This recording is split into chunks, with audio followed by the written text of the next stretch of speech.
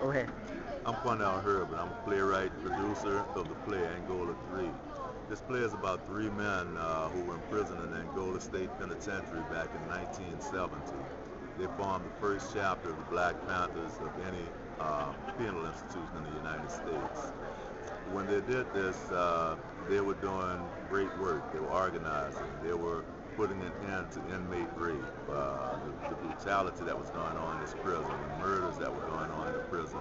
They were forming, organizing hunger strikes, work stoppages, just fighting for better, more humane conditions for the prisoners. Um, and 36 years now, two of those inmates have been incarcerated not only in the penitentiary but in solitary confinement. They were framed for a murder they did not commit. That murder was a guard. Prison guard was murdered, and they, in order to silence them, placed these men in solitary confinement. They've been there for the past 36 years now. The third inmate, Robert King, he was incarcerated in solitary confinement for 29 years. During that, at the end of 29 years, he proved his own innocence. Once he proved his innocence, he was released. That's 8 years ago.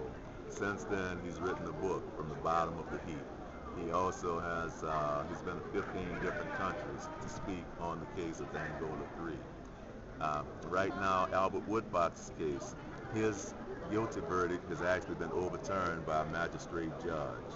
Uh, the state of Louisiana Attorney General Buddy Caldwell is appealing that case. He appealed that ruling, and a federal judge agreed with that magistrate judge that that guilty verdict should be overturned.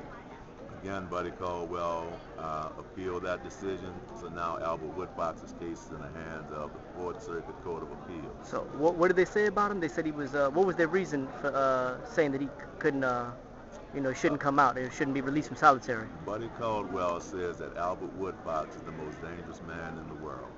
Albert Woodbox is a 62-year-old man, smaller than I am. He's frail, he's in poor health, and he's been in solitary confinement for 36 years. Very little sunlight, hypertension. So what are they using as the base for that? What was that word they made up for him? Pantherized.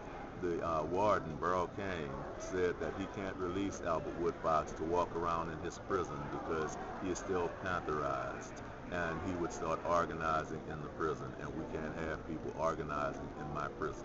That was his word. And so that may be why he might be dangerous to them, because they're worried about Those brothers are dangerous to them because they will organize, but they're not dangerous as far as any physical threat to exactly. anyone. Not on the They're basis of what they're saying. The same danger that the Black Panthers had back in 1970 when J. Edgar Hoover said the Black Panthers were the greatest threat to our national security. And we just had a lady here speaking of how she was a child in the breakfast program and how well the Panthers treated them. They fed the children. They escorted old women to check cashing places because they might have gotten robbed otherwise. Right. The Panthers was a very positive organization. Exactly. So all that goes on to say, Robert King is now the only freed member of the Angola 3. With his book, after he, I'm repeating myself. Well, Herman Wallace. He's 36 years now. And Albert 36 Woodbox years 36 years. also. With the three of them together, that's over 100 years, huh? 101 years. Has anybody been in is there anybody else that's been in solitary that long? No one in the history of the United States has ever been in solitary confinement 36 years. This is already, yes ma'am. In solitary confinement. Yes ma'am, they're still in solitary confinement. They've been in there for 36 years now, framed And for y'all murders. come to this every year and talk about Someone's here every year talking about this. This year we've got a play that we're going to do at Loyola University September 18th, 19th, and 20th. And that's why I was interviewing you, because the goal of you being here is to raise public awareness and basically bring our call for public outcry. And the reason why I'm recording this is because, this is real information. This is a real social issue. This is for the people that are preoccupied with spaceships and Egypt and things like that. That's cool, but this is real.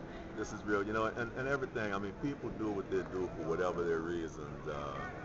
My reason for doing this is, I don't know, somewhere along the line I got the calling that I need to do this. And people do whatever they do. People reach out to others and do the best that they can. Right, with what they have. With what you have. And others are looking out for their own personal well-being. and that's on them. You know, I don't challenge people for doing what they do. So how can people help out? What can people do? Well, one thing we do, we encourage people to write to our comrades. And first of all, Google Angola 3. Angola 3. We don't even refer people to our website anymore. Just Google Angola 3. Right. Angola 3. And look at the stuff that comes up. Get their mailing addresses and send letters to them. Just write to them. Brothers in solitary confinement, they've got nothing to do but read letters and read books. Who else can they write to?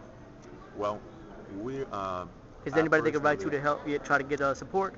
I personally don't believe in letter writing campaigns. Other people do, but well, you know, people like Danny Glover, Harry Belafonte, activists and organizers of names, you know, name recognition. Right. Susan So maybe Taylor. trying to get them directly involved instead of writing letters to them. Just try to get a hold of whoever you can get a hold of to speak out for the cause. That's correct, and we need people like that because I'm just I'm a retired telephone man. Just a normal, everyday human being. But if you get some of these people with name recognition to start speaking out, then that's going to draw the attention that these brothers need to their case. You know, otherwise, who's concerned about 3 old black convicts? Right. Well, we are. But, you know, we are. Because they was concerned about us. Exactly. They stood up for us. These brothers still are. For us. Still are. And I wanted you to speak on the situation where the brother King was fighting for with the Calvary surge. Yeah. His brother. Just the humiliation that they go through. They already locking them away for 23 hours out the day. These brothers are elders. There's no need for that. They're not threats to the security, you know. But on top of that, they're gonna give them the what surge thing? The Calvary surge. Inhumanity of that.